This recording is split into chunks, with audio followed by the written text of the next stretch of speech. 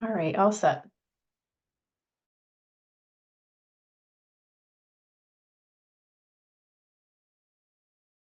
Make sure you're unmuted.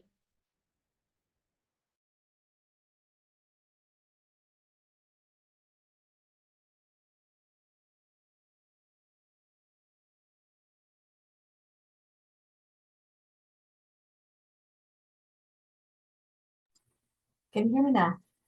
I can hear you now, yes. All right, thank you. Okay, thank you. We're used to Teams over at SUNY Empire. That's all right. I haven't started the timer yet, so. Well, thank you for that. All right, go ahead. All right, thank you. My name is Pam Duran. I am an EDD student from SUNY Empire, and my presentation is on machine translation in higher education. And my argument is that it should be adopted across all parts of academia. In the chat, I have put a link to Microsoft Translator and a code. If you speak a language other than English, there is live transcriptions and you can choose your language. Normally I'd spend more time on how to use that tool, but since it's only 10 minutes, I'm going to jump into my presentation. So machine translation is when you use software to translate one language to another language. And this technology has been around for many, many years. And it was laughable. Google Translate, Microsoft Translate are all examples of machine translation. And their translation in the past was phrase-based. It was based on your sentence being used with English in the bridge, and it would go from word to word to word to word. And grammatically and the context would not be very good. But as of 2016, they've moved to a neural network, a generative AI version. And I'm just going to pop that up here a second so it's easier to see my chart.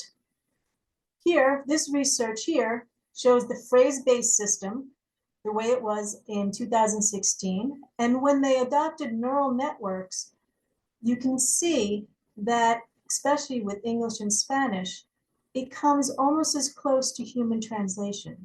Neither machine or human translation can achieve a perfect translation, but as this technology develops, here using the BLEU score, which is a system of deciding how accurate a translation can be, where 10 being useless, possibly gibberish, and 60 being close or often better than human, you can see sample BLEU scores as of 2019. They're getting stronger and they're getting better. So I'm going to point out a case study at RIT. RIT is currently using Microsoft Translator for deaf students and in their branch of the deaf school at RIT. And the instructor speaks in the front of the room. The students can pick their language, whether it's English to English if they're using live captioning, or they can pick the language of their choice. And they can engage with their professor. They can ask their question in their native language, and it is heard across the classroom. If someone picked Ukrainian, they hear the same question. So it is a live translation that happens in the moment. Will these translations be exactly perfect? No, but what we're trying to achieve is comprehension, not perfection in the translation. But many schools, industries are working hard to bring in bilingual staff in order to handle the translation needs of these schools. But when those translators end up having so much work to translate, so much materials to translate, the student life, the financial aspects, there is employee burnout. Now, those departments, do they need to do a translation that's word for word? Or can they use machine translation as an augmentation? In Azure, in Microsoft, you can take those translations and create custom language packs that can then be pointed to specific courses. So for medical courses, the medical terminology can be directly translated. Proper names, formal names can be translated and caused into a closed system so that this translations and the conversations end up staying within the academic fence or the domain of Microsoft to ensure FERPA is adhered to and there's privacy. Now, for myself, I have been using translation tools to research machine translation. I have a Google Scholar alert that lets me know whenever Dr. Awadallah is cited. And as you can see in this top one here, I'm receiving a paper written in Japanese. This paper is telling me about the struggles that researchers who are researching in languages other than English have to get their materials translated. I am learning about back translation. I am learning about multimodal translations that are coming out. There's very interesting pedagogical research being done in Asia that I would not know about as someone who speaks only English and Spanish. So by allowing machine translation to be part of academia, we can allow that everyone, all scholars, can show their research, demonstrate their knowledge, and share information in the language that they're most comfortable in without having to decode or have to try and pay for translation services to create this for them. Now, for language students, students that want to be translators, there has been talk that possibly generative AI is taking this industry away, that it will not exist. And I will argue against that. I believe that all industries, whether it's healthcare, education, legal departments, they're going to want their own custom language packs. So our students of language and our world language departments can be the forerunners of this movement to create beautifully done custom language packs for these different businesses. You also may find that linguists can use this technology once they've learned how to use machine translation to help preserve languages that are endangered, like Navajo, or even Innu, which is a language in Japan, the northern part of Japan, where there are only 5 elderly people who are fluent in that language and only 300 who still know how to speak it. Language will always evolve. Language will always change. I feel there'll always be a place for someone who is a student of language and wants to be a translator. The scope will change of language. Now, this should not only be a support for the people who do not speak English. All students should learn how to use this as a digital citizenship initiative. Any nurse could use this to understand someone who comes into their hospital. And very importantly, here at RIT, the students discovered that they could use this technology in study groups. They commented they could use it for their jobs. One student claimed that she took it home and she was able to fully enjoy her family dinners because she learned how to use this technology. One of the papers that I read in a different language said in Indonesia, they had sketchy, not very good translations.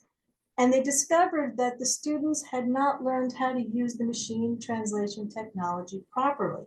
And once they did, their results became higher. They became better.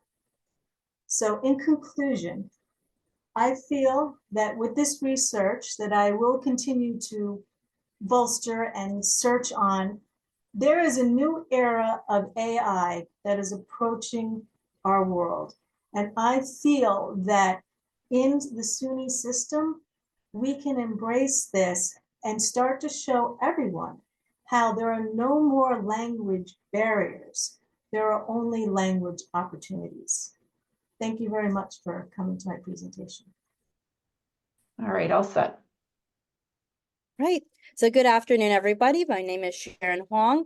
I am a graduate student at Stony Brook University's Speech Language Pathology Master Program, and I will be presenting preparing speech language pathology students for success in school-based environments and identifying necessary skills as well as areas for improvement. So I am with Xavier Alexander, who could not join us today, will worked on this project together with our research advisor, Dr. Renee Fabus, who's also here today. And we are from the Department of Speech Language Pathology under Stony Brook University School of Health Professions. So today we'll be discussing the preparedness of speech language pathology students for working on school-based environments. Ensuring that SLPs are adequately prepared is crucial for providing effective services to students with communication disorders.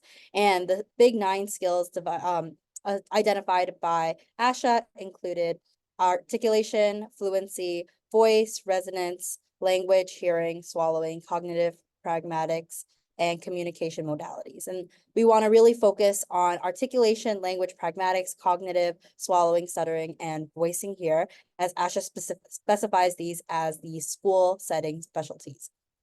So just diving into our literature background, we have that Rosa Lugo et al. Studies highlights the need for SLPs to identify and broaden the scope of practice to include English language learners, as well as facilitate collaborative partnerships. And this study found an increase in confidence and preparedness as reported by the graduate students participating in this new program.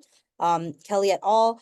Studies revealed that there are deficits in preparation in current existing SLP programs, as working with people who stutter in school settings and addressing these deficits are crucial for effective service deliveries. We have some more literature background here. I just want to make sure that we can get through all of the poster and the time being. So I'm going to move on to our research question. So our research question here that you can find at the bottom left of the poster is: what skills are necessary for success in a school-based environment? And what areas could speech language pathology programs improve on to better prepare students for working in this school setting? So we want to focus on the vital role of school-based speech language pathologists in aiding children with speech language disorders, because these skills significantly impact the academic and social outcomes for these children.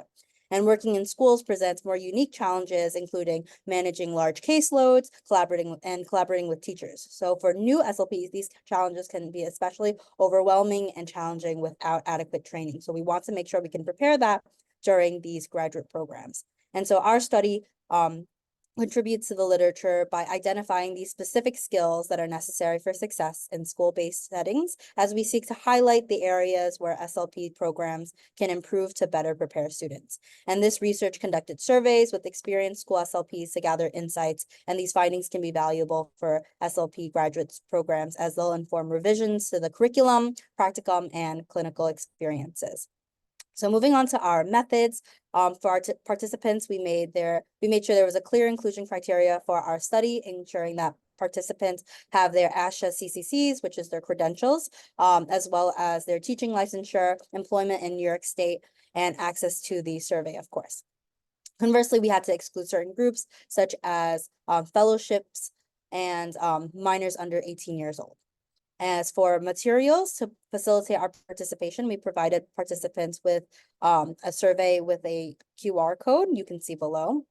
And the survey itself consisted of 21 questions ranging from a range of topics of personal demographics as well as professional skills. And then we employed a multiple-pronged approach to recruitment, including social media, emailing, and university networks such as externship placements and personal referrals. And our procedure included our quantitative approach, including a cross-sectional design through the Qualtrics platform. And we were able to receive a response of 222 individuals receiving and beginning the survey, with ultimately 135 completed submissions. So looking here at our results, we have We first looked at the prevalence of speech and language disorders within the school setting. As you can see in figure 1, our findings indicate that the most common speech disorders observed were language disorders, articulation and phonological disorders, social communication disorders, fluency disorders, and voice disorders, displayed on the graph here. These findings give us a comprehensive understanding of the landscape of speech and language issues within schools right now. And moving to our statistical analysis, we utilize ANOVA to assess the significance of confidence levels among participants, and the results revealed a highly significant p-value of less than 0.001, suggesting a strong statistical significance, indicating that experience levels have a notable effect on the confidence among school SLPs. However, when looking at the association between learning goals of IEP goals in graduate schools and confidence of collaborating with IEP teams, we found a non-significant p-value of 0.8119 in the chi-square test, which suggests that there is less likely due to a non-meaningful relationship. Next, we dove on to the participants' comfort level with various aspects of their roles within the school setting. Interestingly, we found that majority of the field felt confident in collaborating with coworkers and members on the IEP team, but some of them expressed discomfort with keeping up to date with research and best practices. And our study also identified the top 5 skills considered important for school-based SLPs, as well as the skills typically lacking upon entry, and those that currently practice felt that they wish they were more prepared for. This includes incorporating goals within a group setting and group dynamics, behavior management, collaboration with the IEP team, knowledge of language and literacy, as well as building a schedule as shown in table 1 on the very bottom on the left side. And the top 5 skills that the speech language pathology students typically lack upon entry were behavioral management, building a schedule, incorporating goals within a group setting and group dynamic, collaborating with an IEP team, and response to intervention as shown in table 2 on the right side at the bottom.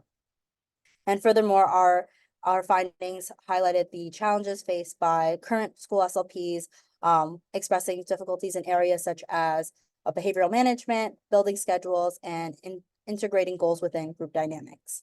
So looking together at the discussion, the confidence levels of experienced SLPs are notably higher in school settings, emphasizing the significance of hands-on practical exposure.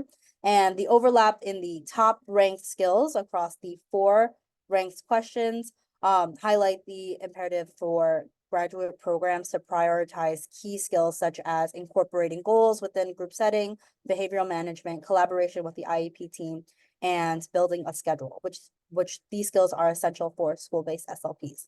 So these findings were in fact consistent with Giselle et al.'s research, which revealed that school SLP supervisors often found that graduate students lack familiarity with group therapy. And to address this, they recommended integrating group therapy projects within graduate programs to gain more exposure to working hands-on learning opportunities with clinical experiences as well. However, it's also important to acknowledge some limitations of our study. First, the lack of diversity among participations was also notable, as 98% of participants were female, and 77% of participants identified as white or Caucasian. Secondly, the survey's short duration was that it was only available for 3 months, and there was a high dropout rate as only 40%, did not fill out the entire the entire survey, so we weren't able to use those surveys incompleted. In conclusion, the experienced SLPs tended to exhibit greater confidence levels within the school environments. However, our findings also highlight that current school SLPs express desire for more and better preparation in several areas, such as behavioral management, establishing effective schedules, collaborating with the IEP team, and integrating goals within a group setting. So we want to make sure to highlight that and really push for more preparation within the graduate school programs to better prepare school SLPs when they're in their field. Additionally, participants reported feeling at ease when collaborating with colleagues and members of the IEP team, while they expressed more discomfort staying up to date with the latest research findings, such as using evidence-based practice in the field. And then at the very bottom here, we have my references. And lastly, I want to make sure to acknowledge and thank all the participants that took place in our research. And of course, I want to express my gratitude to Dr. Renee Famous for her assistance and guidance throughout the research process. Thank you. Thank you. All set. Hi, everyone. My name is Pierce Johnson. I work in the cognitive psychology program at SUNY Albany. I'm conducting work with Greg Cox in the area of music cognition, and we're interested in how people, broadly, we're interested in how people learn and how they form and learn relationships between environmental regularities that are presented to them in their daily lives. So the basis behind the work that I'm doing builds on the idea that learning environmental regularities is a necessary part of adaptive behavior, and the brain is quite good at looking for relationships between things, and we're constantly making and refining predictions about the environment as it changes around us, and we are trying to anticipate those changes as they occur. And one of the ways that I'm specifically trying to study this is through music. Music is highly structured, but it allows for us to kind of control pretty strictly what people are experiencing across time. So we're able to measure the kind of predictions that people are making as they experience and as they listen to a song, and we can ask them about the predictions that they're making, and in an attempt to understand the learning that they're undertaking. So the way that music scientists have traditionally studied kind of predictability or making predictions about the environment has been pretty ecological. They've done corpus analyses, which look at kind of correlational study of, you know, if this part of a song follows the previous portion, or this note follows another one, you know, what's the probability that we can expect something else, this next thing to happen? While that's great, and it does give us an idea about the relationships that are occurring, it's not as tightly controlled as we would like it. And so one of the major points of the study that I conducted was to look at and more tightly control the kind of musical experiences that people were having and learning from. And so we generated random melodies, and we wanted to see if the generation of those random melodies and by pairing those melodies together, that people were able to learn one, distinct melodies, and two, if they were able to learn the relationships that we artificially created between those melodies, and were they able to predict which melody was going to come next. So the two main questions that we set out to answer were, you know, can people effectively learn how randomly generated melodies are paired together, specifically in the paradigm that we're looking at, in a continuous presentation scheme. So they're being played a continuous kind of jumble, if you will, of musical melodies, and we want to see if they can learn to pick apart the artificial relationships that we're generating or placing on those melodies themselves. So that was the first question. Our second question looked at preference. One of the articles that we are kind of responding to claims that predictive melodies are more preferable, and maybe people engage more with them. So we wanted to isolate and see, is this really true? You know, does the kind of information that people are being presented with lead to different preferences, and allow people to make better judgments about what they expect will happen next? We conducted the work with a student undergraduate population, or student undergraduate sample of 103 people. And we exposed them to 12 melodies, randomly stitched together, but some of those melodies were paired in specific ways. So we presented people with, I'll give an example here. Melody E is the first one you see on the screen, and it was always paired with melody F, whereas, you know, E always came first, F always followed. Would people be able to pick apart that E is happening and then F follows afterwards. We wanted to see if that was something that they could learn. And this is kind of a preview to the question that I'll look more thoroughly at in a minute. Can people predict or at least recognize when those changes occur, when maybe we flip and we put F before E? So you're seeing an example of the melody here. It's as I said before, kind of a long jumble of musical sequences that we're stitching together and placing within an artificial structure. And can people learn the structure and generalize when that structure is then changed? So they go through 15 blocks of these melody streams. They're hearing just a long continuous stream of music. And we want to see if at test, they can recognize how those melodies are changed. We changed those melodies in 4 different ways, those melody pairings in 4 different ways. We either kept them intact, it maintained the same order that we showed them during the exposure phase when they were just listening. We reversed some of those melodies. So as I hinted at before, maybe melody E always came before F, but at test, we wanted to see, hey, can you recognize that melody F is coming after, or excuse me, melody F, if we play it before melody E? Can you really recognize that that's a change that's occurred? And the next kind of transformation that we did was we reversed, and then we also rearranged the pairs. So we've created a pair with E and F, and maybe D and E, and A and B, but what happens if we break some of those pairs apart and then reverse the order? Can you also recognize that, hey, the relationship is not quite the same as what it was? And do you have, maybe better or worse memory for those pairs or that information? And then following this kind of exposure, this test phase, they also rated their preference for these melodies. How much do you prefer? Maybe preference has some kind of effect on the memory that's that you're creating for these memories, that you're building for these memories. So we wanted to see if maybe preference had any kind of correlational effect there.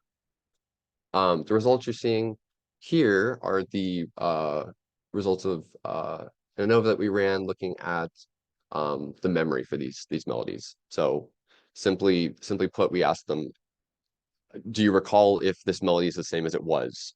Is it intact? Is it a filler? Is it reversed in any way? And the results that you're seeing are that memory for the intact pairs, whether they're being kept the same, where they're being kept the same from the exposure phase, was greater for those intact pairs than the filler pairs that we created. So sometimes we randomly shuffled in just random melodies, and they would obviously have never seen those before, and their memory for those melodies was lower than it was for the intact pairs.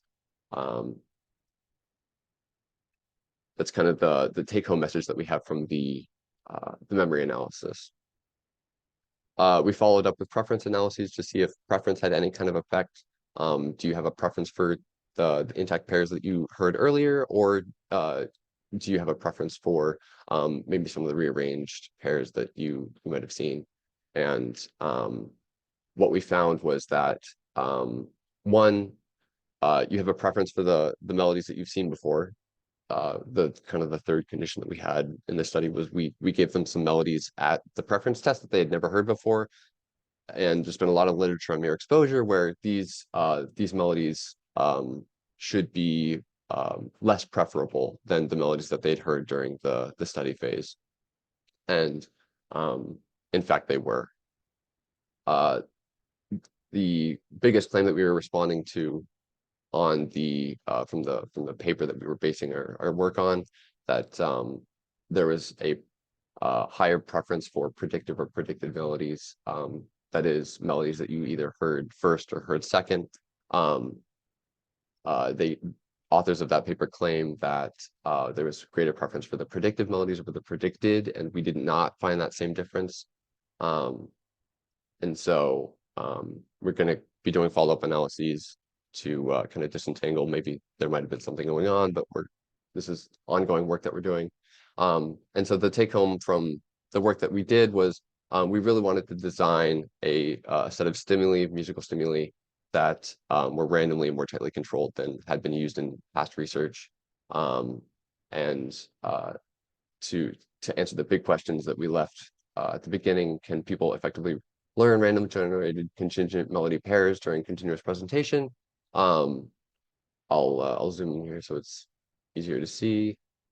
We can see that they can in fact learn those contingent melody pairings, but that preferential melodies had no, there was no difference between preferential melodies by predictability or predictiveness. So those are the broad strokes of the work that we conducted. And I have my citations. I'd like to thank Greg Cox for his support and some of the other undergraduate students that helped on this work. But that's all I've got. All set. Alrighty. Hi, everyone. My name's Amber Kupris, and I'm a graduate student in the Applied Behavior Analysis program at SUNY Empire. I'm here today to share a literature review that I've been working on. The purpose of my review was to identify and evaluate neurodiversity affirming, or NDA, practices in K-12 education. The presentation that I'll be giving today does not include the full literature review, but I hope to be able to share my most significant findings and the conclusions that I drew from the literature. So first, I'd like to share just some key terms that are necessary for understanding my project. First, we have the medical model. This frames disability as a problem within the individual that needs to be fixed, whereas the social model takes a different approach and sees the structure and accessibility of an individual's environment as the factor that poses barriers for the individual. Ableism is another key term that includes oppression, discrimination, and stereotyping of individuals with disabilities. Inclusion can mean different things and seems to exist on a spectrum, from just the bare minimum of being allowed to exist in a space to true inclusion, which strives for acceptance of diverse identities, meaningful learning for all. And then we have neurodiversity. So that's a term that diagnoses such as autism, ADHD, and learning disabilities are just natural variations of neurology, and that these differences are no different than other variations found in humans, such as race, gender, or sexual orientations. And then to be neurodiversity affirming, or NDA, means accepting and embracing these differences. So using Google Scholar and the SUNY Empire Online Library, I used a variety of relevant search terms to evaluate the current state of neurodiversity affirming practices in K-12 schools in the United States and globally. But for the sake of time, my presentation today will focus on policies and perspectives that are relevant to the United States. So during my review, I found that ableism is rampant in education. For example, Timberlake 2020 discussed how initiatives such as alternate assessments were required by No Child Left Behind in 2002 and Individuals with Disabilities Education Act in 2004. These initiatives sought to increase equity in education by evaluating the academic progress of all students, including those who are unable to take standard assessments. However, this actually further segregates and labels students with disabilities and categorizes them based on perceived ability. Aside from these initiatives, special education in particular has been criticized for labeling students and focusing on deficits, which is another form of ableism. So this leads me to the next theme in the literature, which is the idea of shifting the focus from deficits and the medical model of disability to the social model, which involves modifying the environment to be accessible and inclusive, rather than labeling and separating the students who require support. Related to this idea is the idea of compliance and how currently schools merely comply with the laws when it comes to supporting students with disabilities in the classroom and providing accommodations. Vishwanath 2020 wrote a critique of special education in the US and demonstrated through various Supreme Court cases that have occurred that schools in the US are not legally obligated to ensure that students with disabilities are able to reach their full potential as long as they comply with the minimum standard of supplying and implementing an IEP. Another crucial consideration here is the perspectives of the educator on inclusion in the classroom, since the perspectives and attitudes of the educator will impact the inclusivity of the environment. So Allers 2023 and Eljafal 2022 both evaluated how teachers and principals feel about inclusion and found that educators require resources and support, such as training, paraprofessionals in the classroom, and collaboration with specialists to overcome barriers to inclusion. Another essential component of inclusion is affirming neurodiversity is centering first person perspectives and placing the emphasis on their experience and points of view. Goldman 2023 did a systematic review of autistic adolescents' perspectives on inclusive education, and they point out that there were no studies conducted in the US that fit the criteria for their review. So, this cites the need for more first person perspectives on school experiences in the US. I did find one study that was conducted in the US that sought first person perspectives from autistic adolescents and adults. That was Cohen et al. 2022. Participants discussed that teachers tended to make assumptions about them based on their autism label and that they were also stigmatized by peers. Some participants mentioned the effect that assumptions and stigma had on their identities and feelings about themselves, and some discussed taking charge of their identities and embracing their autism despite stigma. This embracing of autism and other diagnoses as a part of one's identity is aligned with neurodiversity and the affirmation of neurodiversity. Armstrong 2017 says that neurodiversity is, quote, the future of special education, end quote, and calls for collaboration between general and special education teachers in inclusive classrooms. Izuno Garcia 2023 discusses the importance of affirming neurodiversity and the impact that it has on the well-being of autistic children. And then Vishwanath 2022 looked at special education from a critical lens and noted the exclusion of neurodiversity and neurodivergent individuals from education, despite the facade of inclusion that we see resulting from inclusion policies that allow for physical inclusion. So after reviewing the literature, I identified two gaps. One, there's a lack of studies in neurodiversity affirming practices in K through 12 educational contexts. I have seen articles that discuss affirming neurodiversity from the perspective of specialty services, such as applied behavior analysis and speech language pathology, but none that explicitly look to affirm neurodiversity in K through 12 education. Secondly, first-person perspectives from autistic and neurodivergent students and students with disabilities are lacking in the United States. Considering the cultural and societal differences between regions, the literature would benefit from more autistic and neurodivergent voices in the school context in the US. So after conducting my review, I've drawn suggestions for systemic changes in education, suggestions for educators, practitioners, and researchers. So on a systemic level, there is a call to shift from simply complying with supplying accommodations to truly embracing the social model and creating an environment that is conducive to more meaningful learning for all. Some have suggested getting rid of the general education and special education model and opting for collaborative, inclusive classrooms that are led by both general education and special education teachers. Others have suggested building education on neurodiversity into the curriculum. So some schools already have diversity, equity, and inclusion curriculum, and neurodiversity could be added to this already existing curriculum for those schools.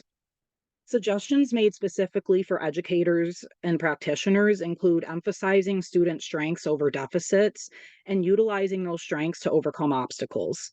Checking personal biases is another suggestion, and it's an important one when you consider the central role that educators play in creating inclusive classrooms. Rejecting normativity means embracing neurodiversity and unique identities rather than simply striving for normal behaviors or standards in the classroom. So, for example, students shouldn't be reprimanded for a behavior simply because it doesn't fit into a neurotypical norm. Finally, collaboration among educators, specialists, families, and the student was another common theme in the literature, as well as valuing the student's voice. So, future research should consider seeking first person perspectives from autistic and neurodivergent students and students with disabilities on their past educational experiences and how to create spaces that are welcoming, accessible, and offer true inclusion. The changes we have discussed today will require major systemic changes, and some have suggested that conducting studies that demonstrate the benefit that NDA environments would have for all learners is one way to motivate the policymakers into embracing these necessary changes. So in conclusion, ableism is still rampant in K through 12 education, and the educational environment is not always accessible or welcoming for all students.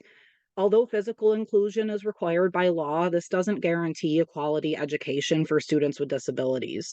So incorporating neurodiversity affirming practices into the educational environment is one way to embrace the social model of disability and address the ableism that still exists.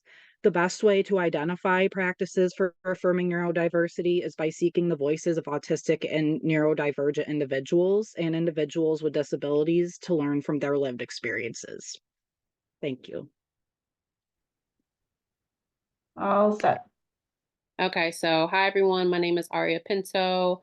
I am a graduate student at SUNY Brockport. I'm studying community health education, and for my research, I really wanted to focus on uncovering mental health of teachers and specifically how administration can be a support or how administration can kind of bring down a teacher's mental health. I do want to reference that I am a public school, middle school, and high school teacher in the South Bronx, so focusing on mental health of teachers is very, very important to me. So a keyword I'm going to be using is burnout. And so the official definition of burnout is a state of chronic stress that leads to physical and emotional exhaustion, detachment and feeling of ineffectiveness and lack of accomplishment. So burnout.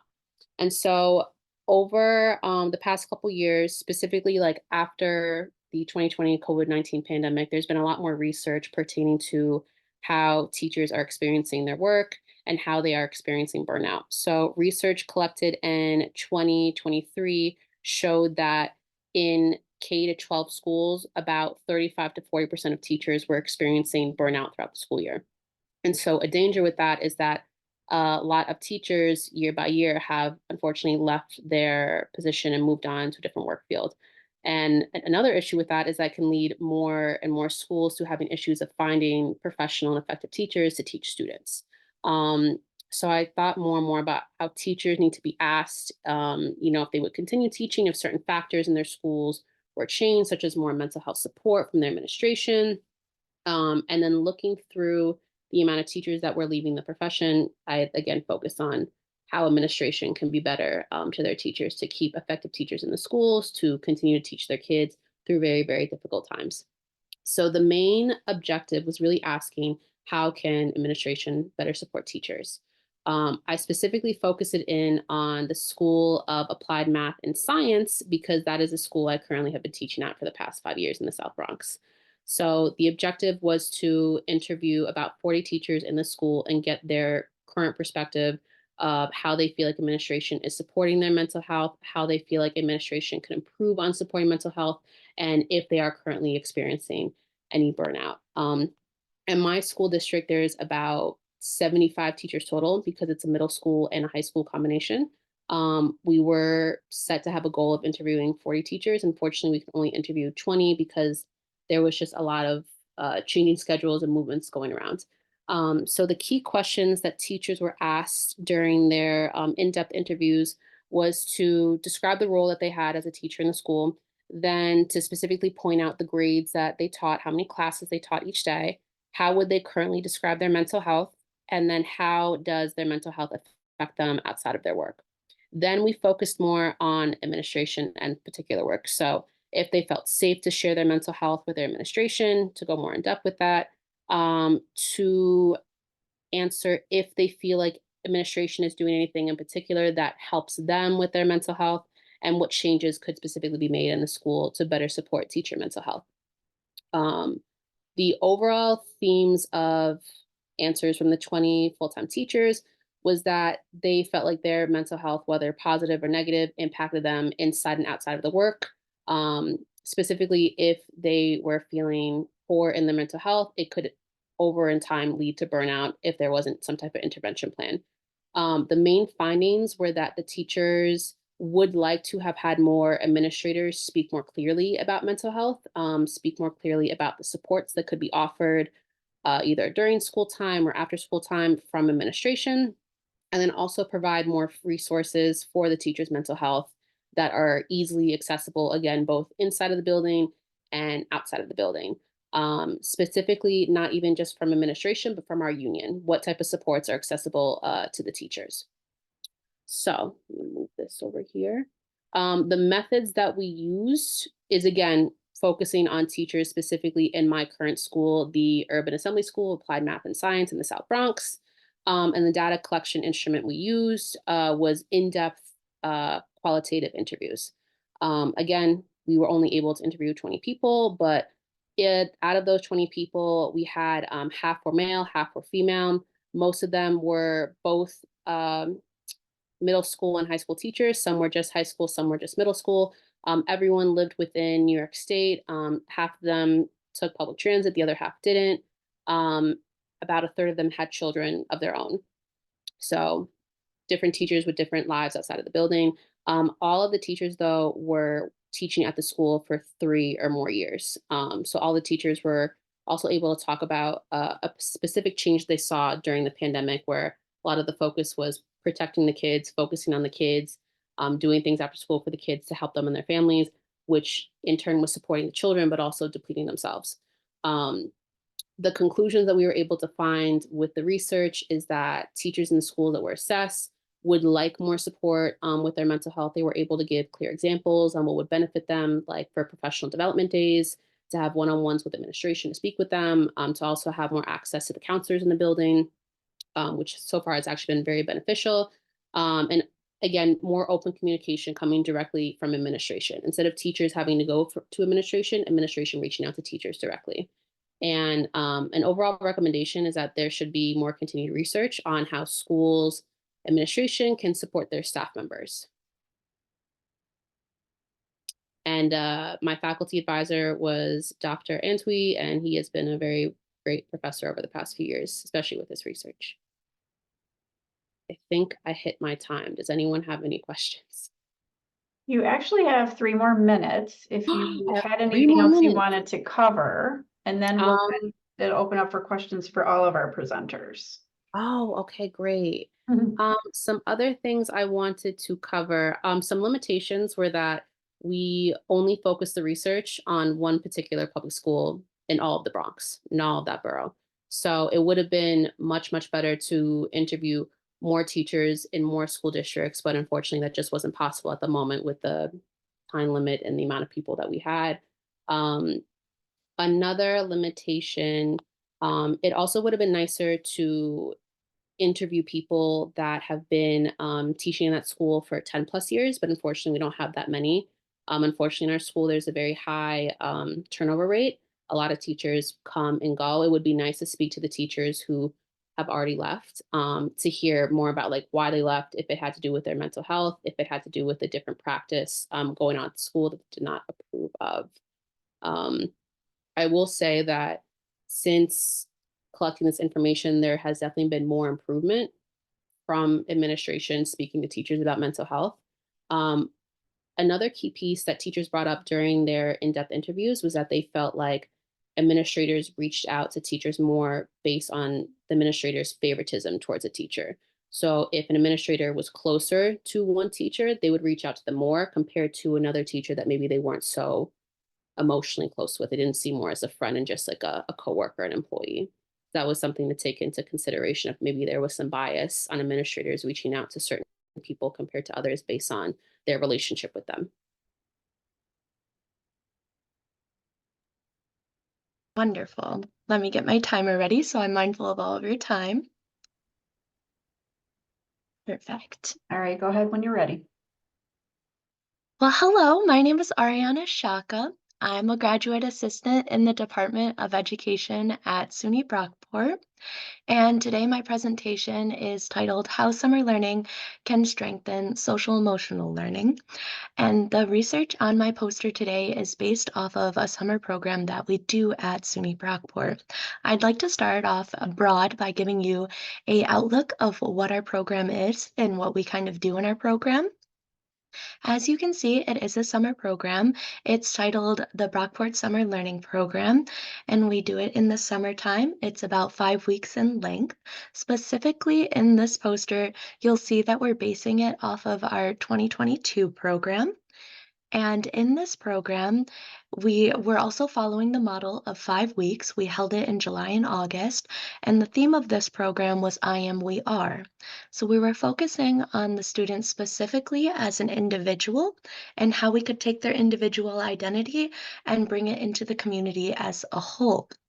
What I really like about our program is that a lot of summer programs tend to work on only the academic portion of students' needs, the core components, or as we would say, the subjects like math, English, and science.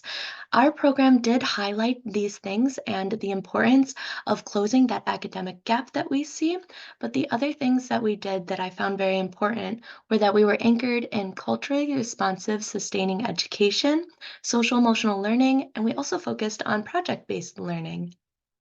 Today in my presentation, I'll be focusing and highlighting more on our social emotional learning element of our program.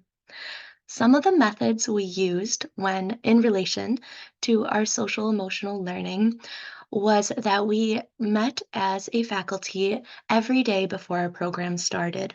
And in these meetings, we discussed the objective for the week.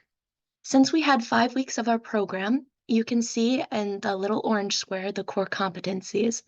For each of our 5 weeks, we followed one of Cassell's 5 competencies from their SEL framework. So for 1 week, we had self-awareness, the next week, self-management, responsible decision-making, relationship skills, and social awareness. Excuse me.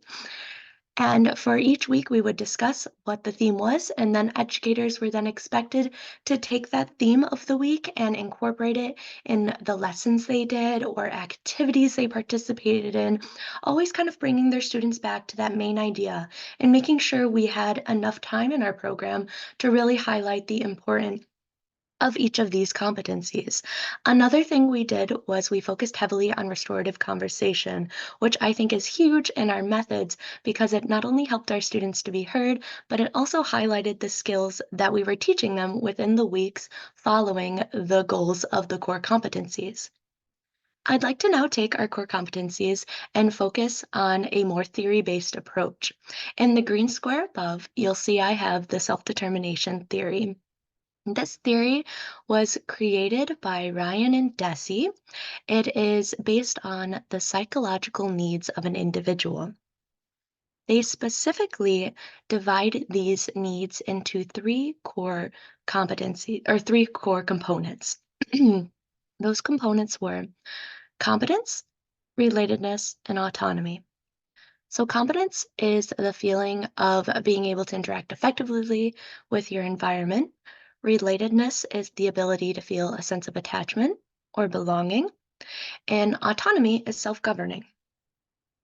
Now, to connect the theory and the core competencies, if you follow under my category of combining theory and framework, you'll see that I took the core competencies and placed them under 3 of the components in the self-determination theory. So for the first one of competence, you'll see that both social awareness and relationship skills pulled out of the SEL framework fit snugly into that because we're focusing on the feeling of being able to interact with our community and environment. So social awareness is very important in that, and relationship skills, relating to people in our environment, communicating with those of similar identities or different identities. And then I would like to skip down from relatedness and go straight to autonomy, because you'll see in autonomy, we have 2 more components that we pulled from the SEL framework. We have self-awareness and self-management.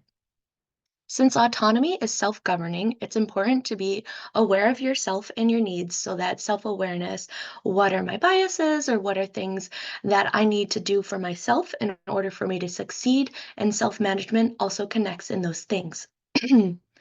you'll see that we only pulled 4 of the competencies into the self-determination theory categories.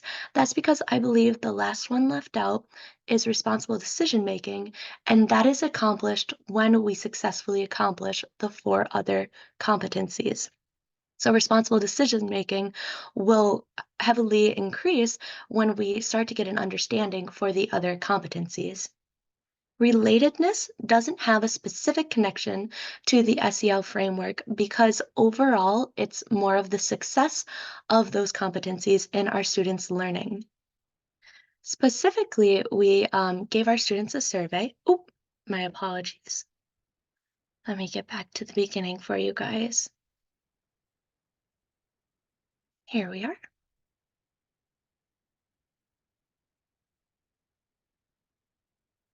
Sorry about that. So specifically in relatedness, we saw the results of this in our student satisfaction surveys. Our student satisfaction surveys were given at the end of our program. So that was after we completed all of the 5 weeks. It was on the last day of our program. It was self-given to our students. So we had grades kindergarten through 3rd grade. So it would be more teacher supported in the younger grades if we had to help them with reading. But we tried our best to make sure that these surveys came directly from the students and their own experiences. Some of the specific questions we asked them were related to the relatedness section. Out of the students we had 39 surveys come back to us. And in those surveys, there was 2 questions that really highlighted with the relatedness topic. We asked students if they felt that they had a trusted adult in the program or if they specifically felt that they belonged in the program. These questions really helped us to get an understanding of if our students met that psychological need of relatedness. If they had a trusted adult, they had someone they knew they could turn to in the community. Going back to the theme of our program, the I am, we are, how did they fit in that community? Who could they trust? And who could they become friends with that maybe they thought they couldn't before? The other question in relation to if they felt that they belonged, that was more of a personal question for them, wasn't something we can exactly um, assess through asking like a multiplication or multiple choice questions. It had to be something they felt in our program. And with our social emotional learning, we had high success in the answer of yes in that program, which I'm very proud to present to you all. So overall, my poster is presenting how summer learning can strengthen social emotional learning. We achieved this by following our core competencies from the CASEL SEL framework. And the reason we succeeded in this was because of the self-determination theory, which highlighted those psychological needs of competence, relatedness, and autonomy. I thought our program was extremely successful. And honestly, if you look at our friend to the right, his name is Prajin, which I think is the best form of evidence. We had a lot of students that were excited to come back to our program and very excited to participate. I think that it's really important that when we have out of school time programs, we're not only focusing on their educational academic needs, but also on their personal, more social emotional learning needs, which I know we're seeing a lot more in our classrooms. And I'd like to bring it back to the theme of the conference overall. I think that this is a great connection because it helps with students' well-being and the focus of who they are. And overall, by focusing on our students and their individual needs and their well-being, we're promoting a quality education overall for all of our students. I think I finished a minute early, which might help with some questions for everybody. Great. So we do have a couple of our presenters still here. So if anybody has questions for Ariana, Amber is still here, and Aria and Pam. So if anybody has questions for any of those folks, you can go ahead and unmute and ask the question since we're a small group now.